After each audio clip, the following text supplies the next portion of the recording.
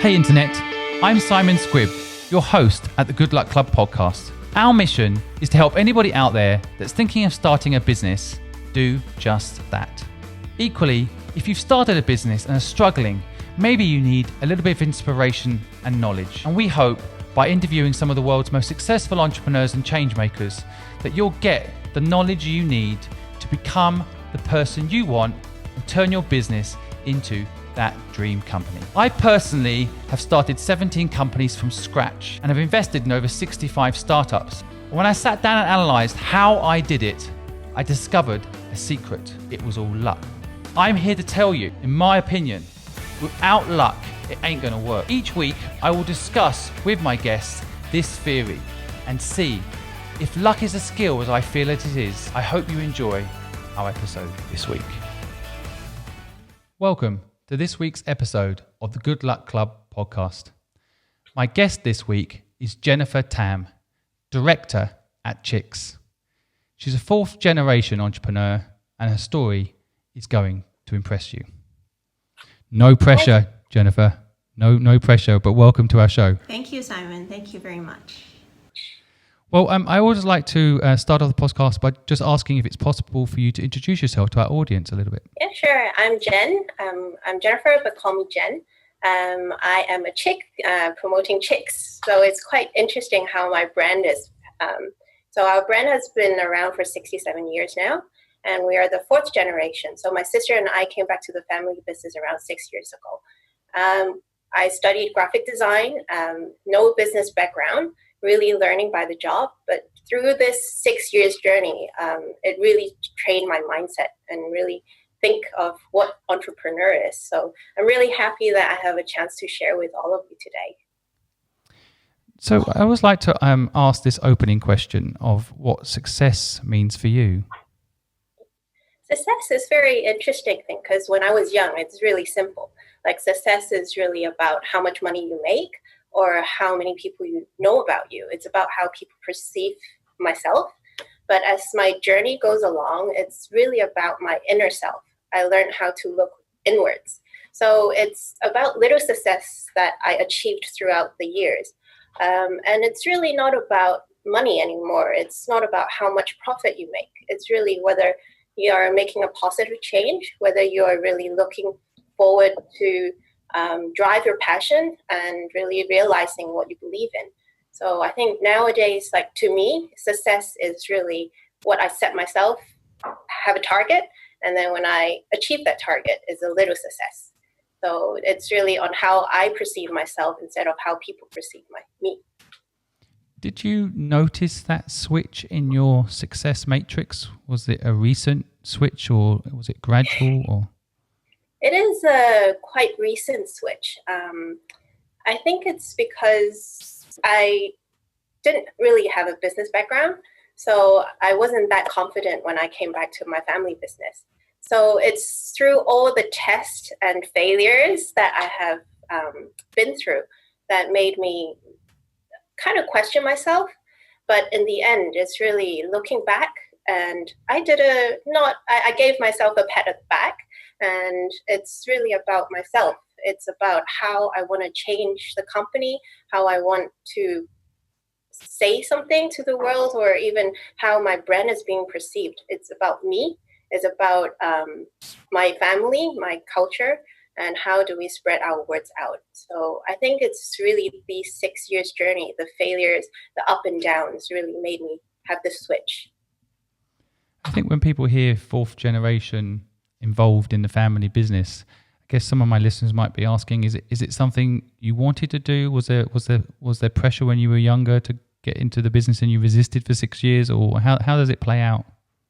So I get this question quite often. It's really interesting because I never thought that I would be back into the family business. That's why I took graphic design as my major. And my family doesn't have the pressure asking us to come back to the family business. It's really one day my dad was talking about retirement. And then he was like, okay, if I retire, we will maybe sell our brand to someone else. And then my sister and I just talked and was like, we really like our brand. We really like our quality of products. And we feel that our brand is more than just thermal wear and innerwear, we have a voice. We really want to push positive parenting, kids education, even on sustainability. We really want to voice out. So we decided to go back to our family business, and hopefully we can drive it to 100 years old plus. Because it's 67 years old is not easy. And we really grew up with the brand. So we don't want to give it up. And that's why we say, okay, we'll go back and have a try. I think that's quite refreshing. I mean, most people have recently been watching Crazy Rich Asians, and they see that the people are kind of pressured to go into the family business. It sounds like your father did it in a really nice way, and with, got options. We can sell it, so no pressure. That's the way it has to be. And or if you want to take it over, then wonderful. Let's turn it into your vision, your business. Yeah, definitely, it's really interesting because it actually happened to my dad as well. My grandma didn't force him to go back to the family business. So I think he valued that. And then he wanted to give this choice to us. And I think it's really good how we went to different companies to work before we come back to our own family business. So that's the interesting part where we gain outside experience, and hopefully that brought something new to our company. Do you think that entrepreneurs are born or bred? I think they are bred. To me, entrepreneur is really looking at, they spot problems and they manage to solve them. And I think everyone is a problem solver.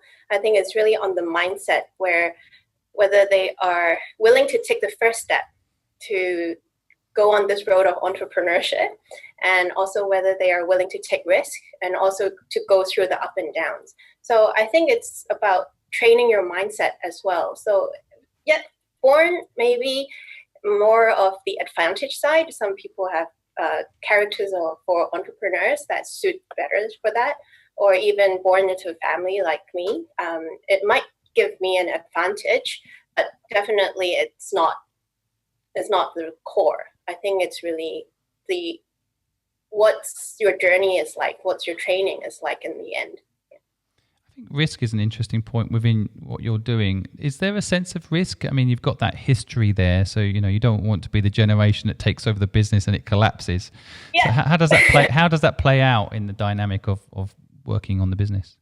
I think risk is always there for any business. For us, we have this additional pressure of, I don't want my brand to collapse or disappear because of us. I think that is more of a pressure for ourselves, but I think risk taking is needed, especially in this ever-changing world. We need to react fast. For example, internet, our internet sales. We didn't have a website for online shopping before, but 3 years ago we decided that this is the trend. Although Hong Kong wasn't there yet, when people buy online in Hong Kong, they might buy brands abroad or a website from abroad, but locally not that popular. But for us, we say, okay, this will be the trend. We should start. Even our P&L didn't look good. We stuck through it, and this 3 years, every year we see growth. There are still a lot of improvements, but I think sometimes risk is needed to be taken in order to grow and expand. And the dynamic, you're working with your sister on this business, right? Yes. How does that dynamic play out? I think, again, about my audience, a lot of them are looking for co-founders or think of working with family. I mean, I personally work with family and it was a disaster. So, everyone's got their story, but how do you structure that so that it works? Yeah, we're quite lucky because when we were young, we were really close till now as well. She studied finance and I studied design. And my practice was all along brand strategy, and hers is really working at a bank. So in a way, we're like a puzzle. So she is more on the logical side, I'm more on the creative side. So we see things differently. That helps a business, I think. And then we do argue. It's not that we are always good together, but when we argue, we really look into the point. Why are we arguing? Is it valid? So we will really listen to each other instead of just nonsense. So we really listen, and then we analyze and say, okay, this is what we will do next. And when we argue, we'll just be good friends again really quickly, next 5 minutes. So it's all good. So I think it's all about the patience for each other and willing to listen and having an open mind when working with co-founders or family members, especially family members as well, because the close relationship, somehow that patience might be not as good. So, yeah. I can imagine some very deep conversations you had before deciding both to work on the business.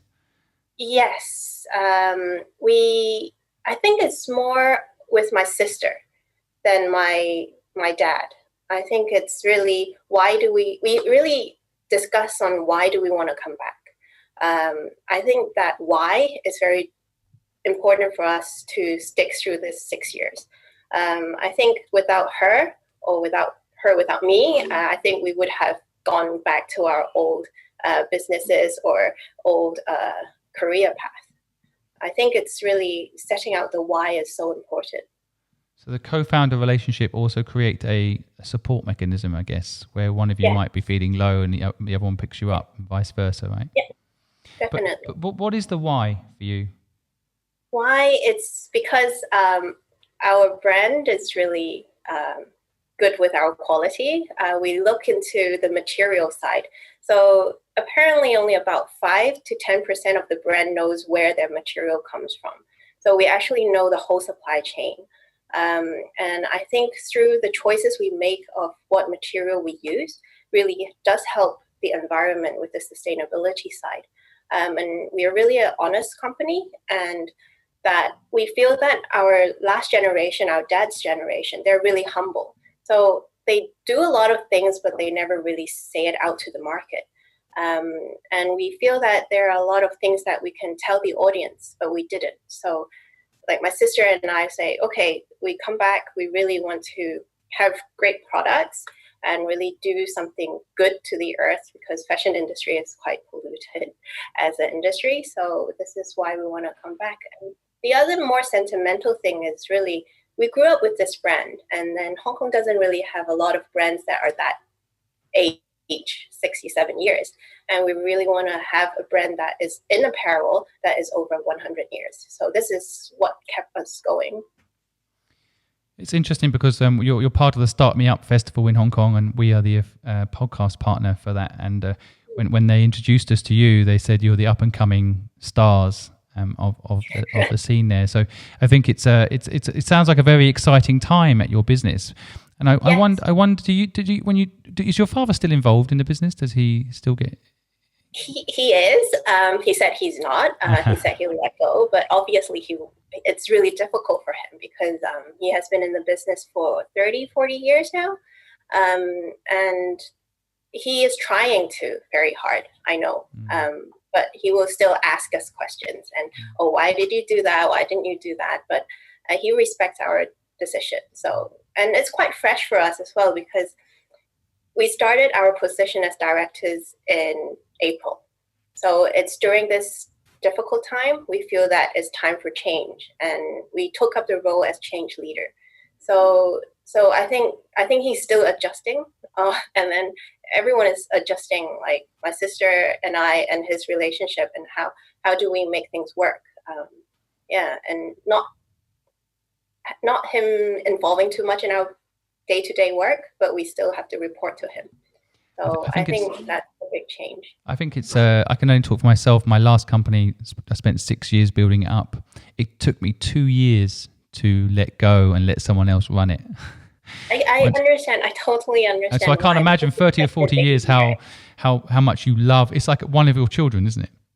Yes, that business is one of his children. So he's it's not easy letting go. But how do you navigate the kind of taking the business forward piece? For example, 3 years ago, and I'm just thinking again about my audience out there that maybe want to make change in their business. 3 years ago, you said, right, let's do online. And for those that don't know Hong Kong's always been so convenient just to go pick stuff up, that really online, that was ahead of its time. You were even thinking about it then for Hong Kong, not globally, of course, but for Hong Kong, that's definitely still quite revolutionary for a brand to go online. But how did you manage that change? I mean, that sounds like a big investment, some risk there.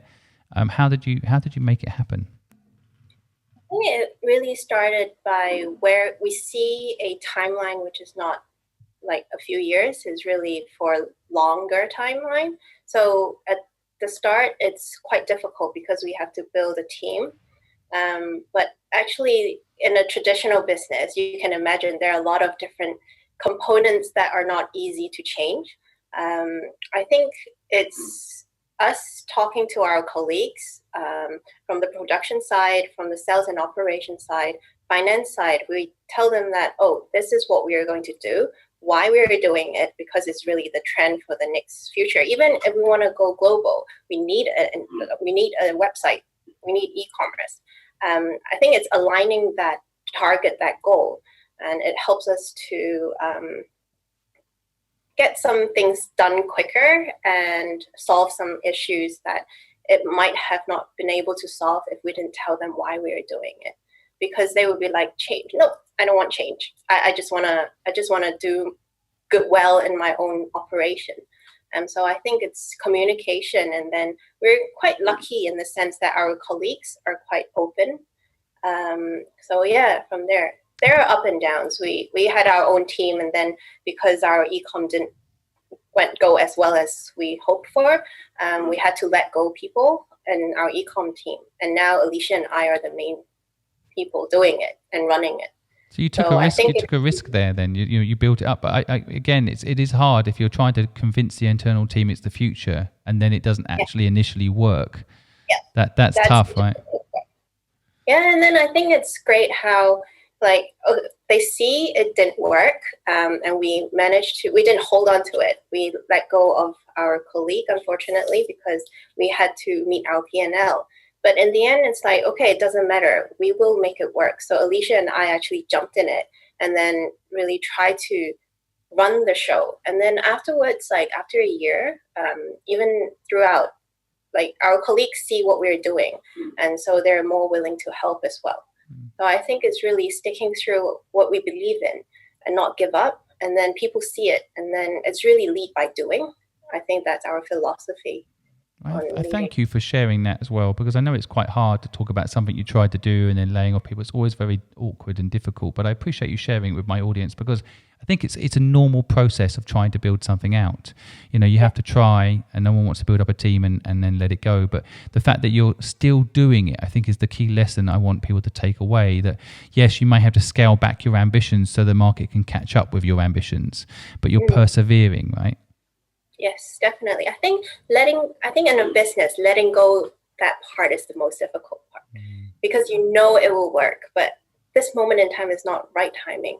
How do you adjust so that it fits to the market and be flexible and persist, and then light will be shining through. Yeah, and I'm sure, come, the coronavirus pandemic has taught us all one thing, that every business needs to have some online component to it. So have you seen an improvement in the business over that difficult time? Yes, definitely. It really helped. We do different campaigns in Hong Kong, and then it's really local business that helped. And then that's the interesting thing, is that it actually attracted international sales as well. That being, our customer has moved to, let's say, the States, and every year they'll come back to Hong Kong to buy our underwear. And actually now, because they can't fly back to Hong Kong, they will buy online. So I see there's a growth in global sales as well. And then reaching out the Hong Kong people who is not in Hong Kong, and who is in Australia, who is in Canada, who's in the States. So it's really good, because it really helps us to look into a new market. It's what you said earlier as well about there not being enough Hong Kong brands, and you are one of them. I think that's something I think can change over time. I see brands like GOD and others coming up through the ranks too. Do you feel sometimes that you're up against it? I mean, I know that sometimes in these markets, like brands like Louis Vuitton are so respected because they're foreign, but you're a local brand. Do you feel you get the support you need? I think yes, we do. Actually, there are a lot of different networking events in Hong Kong. There are a lot of different ways that we can get funding or help when we need. So in a way, how should I say it? It really depends on where you want to go, where you want to take the brand, and what you see successes for the brand. And for us, is really reaching out to who really look into quality, like the sustainability side of the material we choose, and care about the environment, care about the kids, care about positive parenting, and think these things, like we will just attract these audience. So I think we will do our own part, then we'll be good. Yeah. I have audience in America and Europe, so we'll put the links to your business down below. Are they allowed to buy your products? Yes, definitely. More than happy. Yeah. Do you feel, or maybe your father's told you, is there any big break in the business that kind of gave it that footing to allow it to survive 67 years? Is there a big break moment? I think it's our family value. It's interesting because it was quite a difficult question when I saw the question list. I really had a really good time to think about it. We are the fourth generation, and then what I found that is a common thread throughout our generations is our attitude towards doing business. It's the respect for people, it's the honesty in a brand that really held us through. And then recently, it's I feel that's my big break for the business. It's really throughout these 6 years, Alicia and I have gone through different things. We had our own failures. We had different things in the business. We thought we can make a change, but we're too quick. We don't understand the market well enough. But because we feel that we need to make a change and we want to make a change, and we just jump into things. And from there, you will realize that, our breadwinner we have to look after too, because we came as a successor. I'm not a founder. I didn't choose the product that I sell. I didn't choose where I sell it. I didn't choose my target audience. So it's really how to understand the existing market. I didn't even choose my team, so I have to understand the teammates as well. So understanding that, taking a balance, and owning up to our own mistakes, I think that really helped us to gain a really strong bond within our team. And it's 3 months ago, we told the team we want to be the change leader because we want to push our brand further. And all of our teammates supported us. They have been working with us for 10 plus years, even 30 years. And I think it's throughout these time that we respect them, we trust them, and then that managed to gel our team together and really sail through this difficult time together. And it's really good because we still hear laughters and motivated colleagues really going towards the common goal. No, I think it's really interesting when you're talking about the big break in the context of your big break is your respect for people. I think that's really interesting, that the fact that you had, I'm going to call it moral code or a cultural value there, that is actually your big break. I think that's a really interesting way of looking at it. And I really like it. I want the audience to pick up on it. It's a really interesting way of looking at a big break. Your moral code was your big break. Because without our team, you can't really push things further. So I think this really, really, I felt very strong about this. Now, how do you innovate in today's world, given just how complex I feel like manufacturing is and all these things? How do you innovate, other than going online, which seems to be the norm now, not really an innovation? How do you innovate? I think innovation, it's, how should I say it? Innovation can be simple, it can be complicated. For us, technology is more like a tool to make things better. So innovation, let's say it's really on customer centric. So the lifestyle changed now. Like people go more on hiking, they go for yoga, they go for exercise. So we do have some sweat management thermal wear before then. For really how we change the traditional woolen underwear into something that is breathable and with sweat management function. That is one kind of innovation. So sometimes we think about innovation as a really big thing, as really digitalized things. But sometimes when you look back, it's really on what the customer needs, what the customer wants. And by changing the neckline of our underwear, not showing through the shirt, it is an innovation in its simple way. So I think it's how we look at what the customer needs and then how we make adjustment. That's innovation as well. Yeah. That's interesting. And I think so the customer centric mindset. Yeah. Do you feel like the business has always had that, or is that something that's come because of today's focus around that philosophy? It really comes from our generation. We used to be a manufacturer before, but we stopped all manufacturing in the 70s, in 80s, I think, late 80s. That's why my dad has a really product-orientated mind. So he will go to shows, he will see, oh, I really like this fabric, let's make something out of it. But in the end, it's a great product. But when it was shown in our shop, or when we tell our customer, hey, we have this really cool product, it doesn't sync with them. And I think it's from my branding background. We kind of change slowly of that mindset into what does our customer want? What do they want to buy in our shop? So before, it's our brand is a family brand. So really, it's like the mom going into our shop, buying for her husband, buying for mother and father-in-law, buying for their own mother and father, buying for their kid, but they never buy it from themselves. So we're like, okay, that's interesting. So we look further. And so we actually did a new product on bra top. So things like that. It's really, I think it's our generation that changed that customer-centric mindset.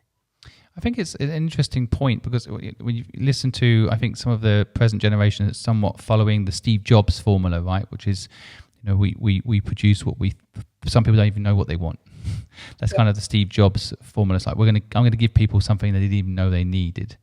And actually what you're saying is actually slightly different, which is we actually listen to what the clients want and understand them and produce it for them, which I think has somewhat got a little bit lost, actually. I mean, it's definitely a listening to the customer point going on out there, but there is also an element of like the customers don't know what they want. We're going to produce the iPhone. There it is. Don't you love it? And so in a way, your dad actually did the Steve Jobs way, didn't he? Like, here's the fabric. Oh, this is lovely. I'm going to make it and people are going to love it. And it sounds like he had some big hits and some misses, right, along the way. But what you're doing is more like a data-driven approach to it a little bit more, right? I think you need a balance for businesses. So basically, this is really for our existing customers. So our who comes into our shop, and then we analyze that, and then we will have products for them. But let's say antibacterial, it will be something that is needed. So this is something we will go and kind of find out and get things tested. If it works, we'll bring it to the customer. And even like nowadays, like we try to bring in different things into our shop. Let's say laundry liquid, floor cleaning, or even disinfectants. So we are thinking about, okay, what else does the customer need? So I think we're feeding in things for them. So I think it's two ways. You cannot all do one thing and then not do the other. I think it's a balance of things. And the branding side, which is, your training. So I'm interested in how your education shaped you, whether you think it was a benefit or not as an entrepreneur now, or do you feel on the branding side that you had to make a lot of changes, or was brand always part of the business? I think brand was always part of the business. I think it's important. And I think throughout my education, I studied in Hong Kong till 12, and I went to boarding school in UK, and I studied graphics in London. So I think it's my Western and Eastern mindset helped as well to become a entrepreneur that how should I say it? I have more of like a growth mindset.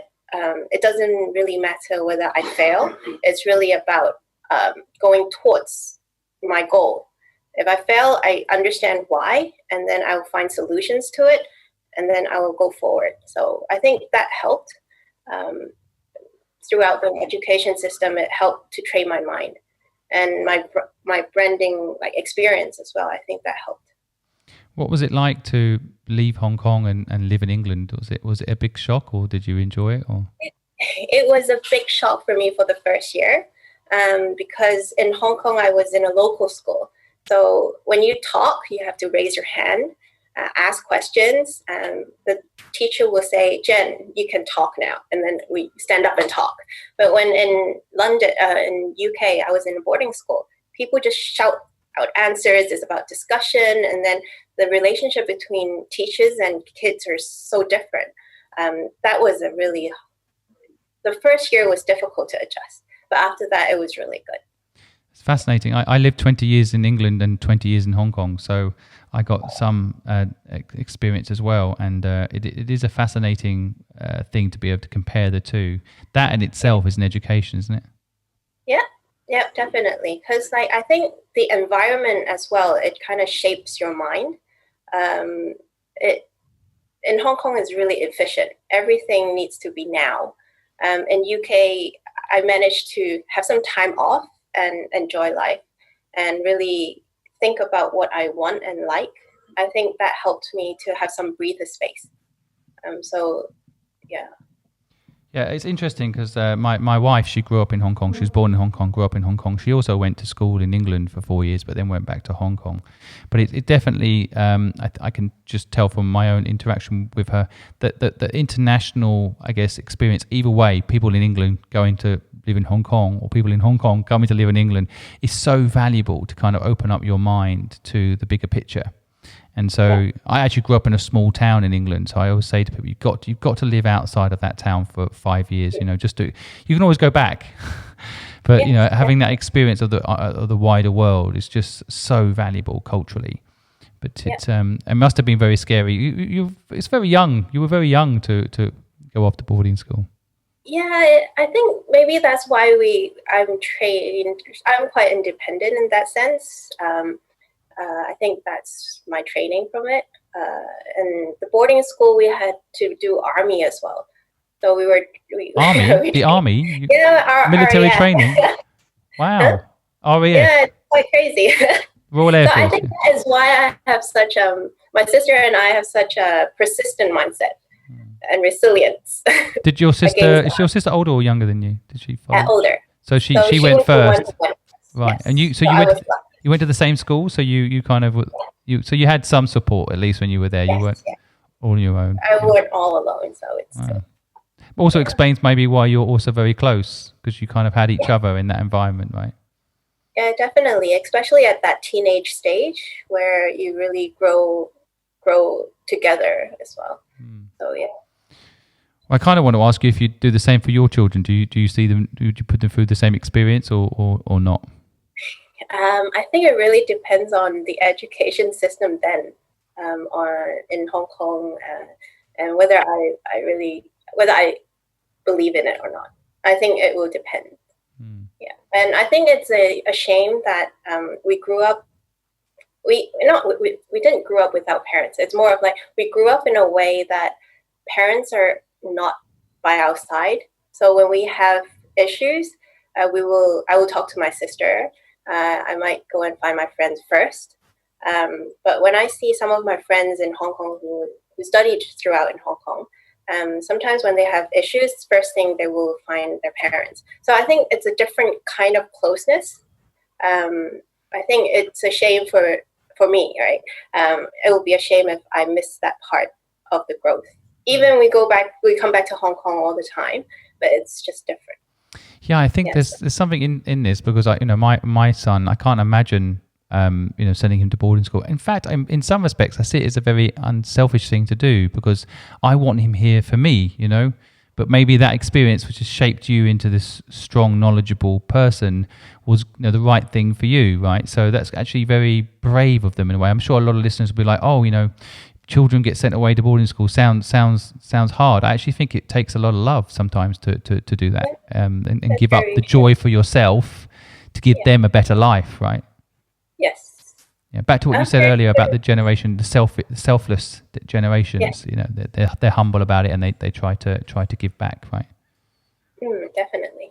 I think the cultural thing. I could do a podcast all just on the cultural stuff, and so maybe that's something we could talk about another time. But I absolutely love sharing with the audience, my American audience and my European audience, sometimes how it works in Asia and vice versa.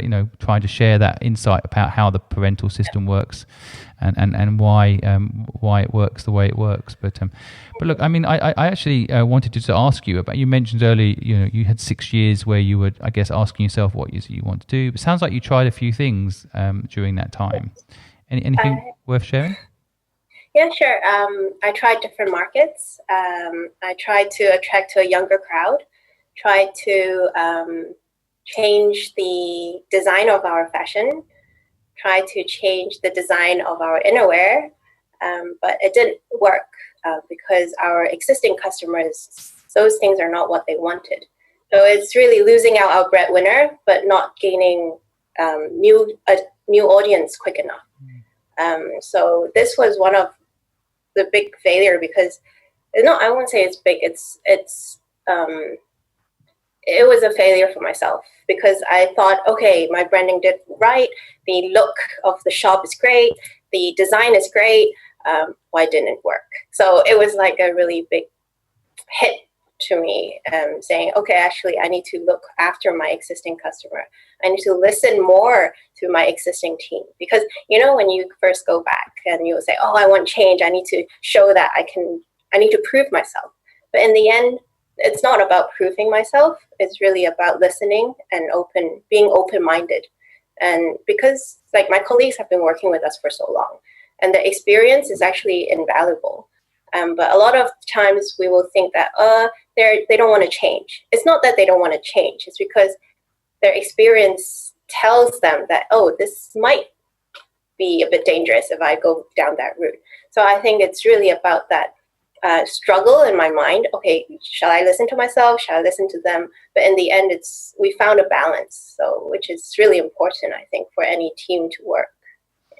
I actually think what you're talking about there as well, for anyone that's listening, about or thinking of doing an MBA or business MBA, I think what you're talking about there is like a real life MBA, isn't it? You go out there, you have someone's taught you in a book how to do things almost, you kind of have the theory and you go out there and execute it. And to your point, the nuance of it is so much more complicated than any textbook could ever teach you. But you're doing a real life MBA when you're doing that, aren't you? Definitely, because I think it's MBA gives you really good theory base. It builds a good foundation. But when it comes to people, the interaction, how to talk to people, how to communicate with them, I think it's really important for an entrepreneur. Well, I can talk to you all day. I'm fascinated by your story, and I'd love to go deeper on things like branding and talk deeper about the cultural side of building a business. But we only have a short time together today, so I'd like to end the podcast with a kind of a more gentle, light-hearted question, which is, if you went back to your younger self and gave some advice, what would it be? I think it would be open-minded. At the same time, trust my intuition.